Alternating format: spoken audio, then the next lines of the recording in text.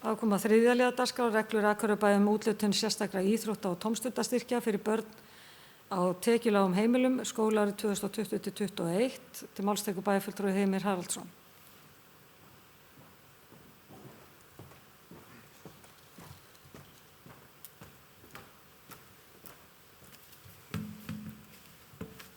Forseti, ágæti bæjarfulltrúar, við leggjum hér fram drög að breytingum á reglum Akureyrarbæjar sérstakan íþróttastyrk og tómstundastyrk til barna á tekjulágum heimilum. Þetta hefur verið samþykkt fyrir sitt leyti í velferðarráði sem og bæjarráði og leggjum við þetta fram hér.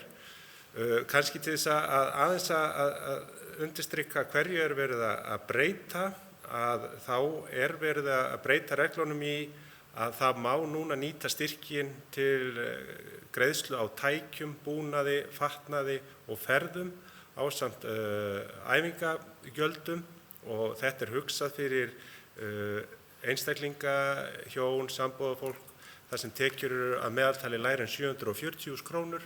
Þannig að mig langar bara að hvetja alla sem sinna þessum málum, íþróttafélög og þeir sem sinna tómstundum barna að hvetja fólk til þess að nýta sér þennan styrk.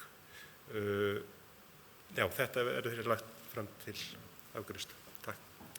Bæjarfulltrúi Heimir Haraldsson lokið máli sínu. Næst til máls bæjarfulltrúi Eva Hrund Einarsdóttir.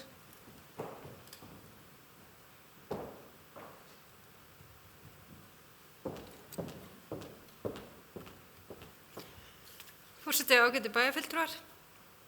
Ég vil byrja á því að fagna þessari tillögu að breytingum hjá velferðarráði.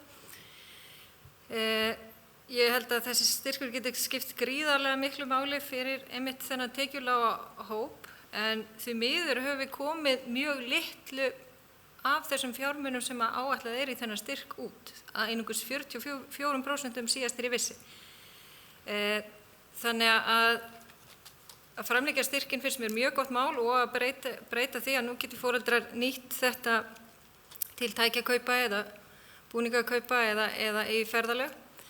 En ég vil bara hvetja okkur til dáða með það að koma þessum breytingum vel á framfæri og þá til allra starfsmanna sem vinna með börn hér innan bæjarins, því að síðast þegar breytingarnar voru gerðar þá skiluðu þær sér ekki til allra, heyrðist mér.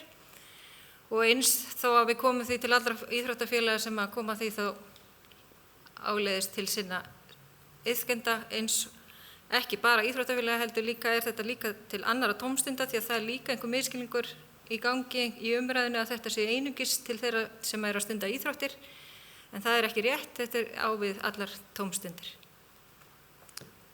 Bæjarfulltrúi Eva Hrund Einarsdóttir lokið máli sínu. Orðið er laust. Sem fleiri hafi ekki hvatt til hljóðs þeir sem geta samþykkt þessar breytingar, gefum merki. 11. Takk fyrir það.